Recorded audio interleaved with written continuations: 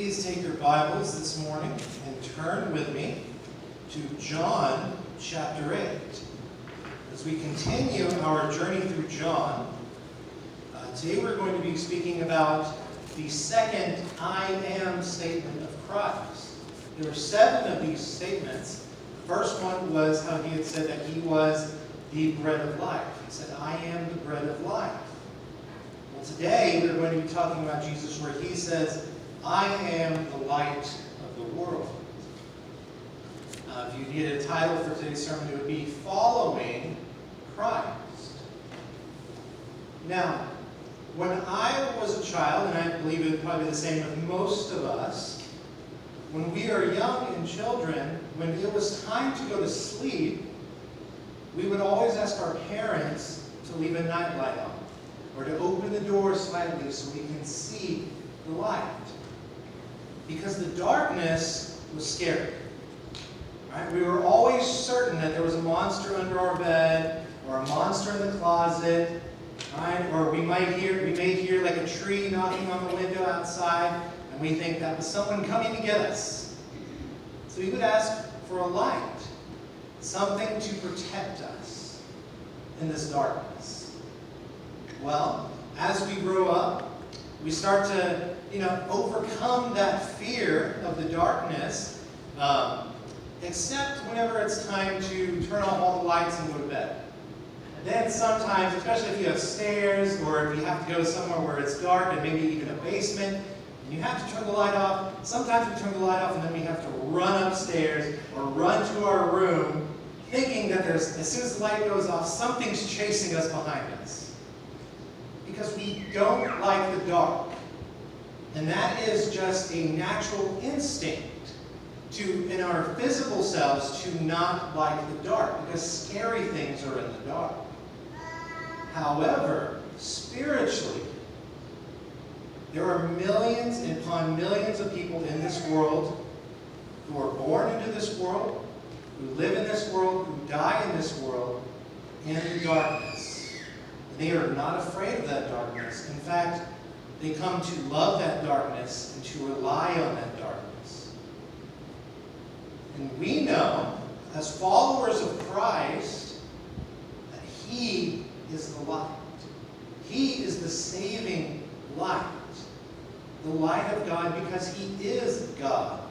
At the beginning of John describes Christ as light, saying He is the light. He describes Him that way. Well, we see that Jesus does the same here in John chapter 8.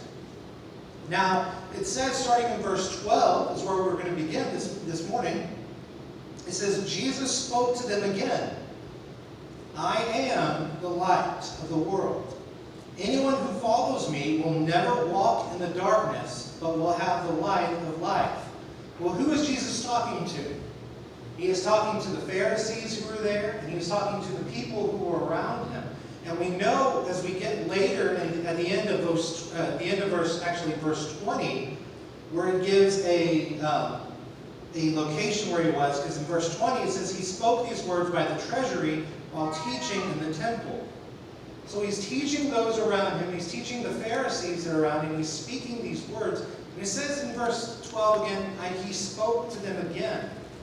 We have to know before this, the people who were there and the Pharisees who were there, they had been berating Christ, bringing down Christ, saying this cannot be the Christ, this cannot be the Messiah, this is just some carpenter. We know who his parents are, we know where he's from. He's from Galilee. Right? The Messiah, when he comes, we won't know where he comes from. Find out Jesus answers them to that as well. But here they have been bringing down Jesus and calling him a liar. And he even called him a liar after this. But again, in verse 12, though, he says, Jesus spoke to them again, I am the light of the world. Anyone who follows me will never walk in the darkness, but will have the light of life. Verse 13, so the Pharisees said to him, you are testifying about yourself. Your testimony is not valid. Even if I testify about myself, Jesus replied, "My testimony is true, because I know where I come from and where I'm going. But you don't know where I come from or where I'm going. You judge by human standards. I judge no one. And if I do judge, my judgment is true, because it is not I alone who judge, but I and the Father who sent me. Even in your law it is written that the testimony of two witnesses is true. I am the one who testifies about myself, and the Father who sent me testifies about me." Then they asked him, "Where is your Father?" "You know neither me nor my Father," Jesus answered. "If you knew me, you would also know my Father." He spoke these words by the treasury while teaching in the temple, but no one seized him, because his hour had not yet come. Jesus starts off with an amazing statement in these verses that we are reading here. He says, "I am the light of the world. Anyone who follows me will never walk in the darkness, but will have the light of life." This phrase, "I am the light," it describes God perfectly. When we see light, we are comforted. We are warmed by light. We feel safe in the light. Again, when we are in darkness, in our world, we feel, scared, afraid of things in the dark. But again, this isn't just talking about how we feel on the outside or things that may hurt us. This is talking about our spiritual lives. When we are not followers of Christ, when we are not saved, who are following Christ, we are lost in a dark, sinful world. A world darkened by sin and death. The best way that I can possibly describe this would be, and I'm thinking about this, what is the best way to describe being lost in the darkness? It would be as if, and you can picture this yourself, if you are inside of a cave, a pitch black cave, okay, and you are trying to find the way out. But there's a problem. Because not only is it pitch black to where you can't even see your hand in front of you, there's a blindfold around your head as well. And there's a knot on that blindfold that no matter what you try to do, you cannot take it off. That is what it's like to wander this world without Christ. Lost in a dark world. And the crazy thing is that as we are wandering this world of darkness, the crazy thing is that when we do not have Christ, we begin to depend on that darkness. We begin to find comfort in that darkness. We begin to even love that darkness. And what I mean by darkness, I mean our sin. It becomes a part of our life. Right? As David said, in sin my mother conceived me. So that means from conception, we are sinful beings. We are in this dark world. Now, when we are told about Christ, when we hear the gospel, we feel that light upon us. Right? You know when you go outside and you feel the sun's warmth? It feels amazing. And just as there's only one sun outside that gives us light, there's only one sun that brings light spiritually, and that is Christ.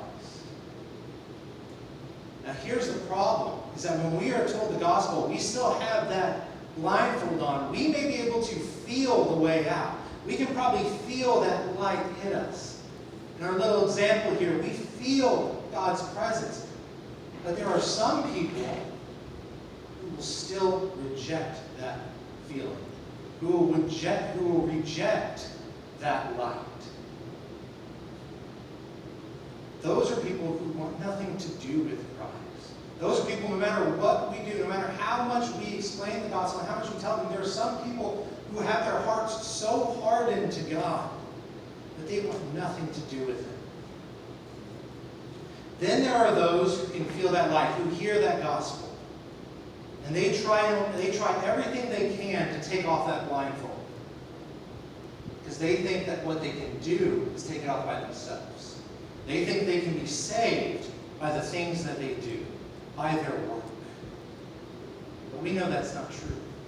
The only saving power is Christ and what he had accomplished on the cross. Then there are those who are saved.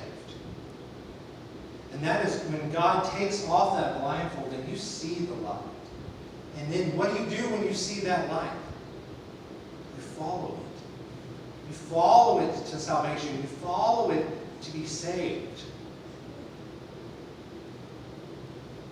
And this is what it means. I am the light of the world. Now just that part right there, the light of the world, is amazing.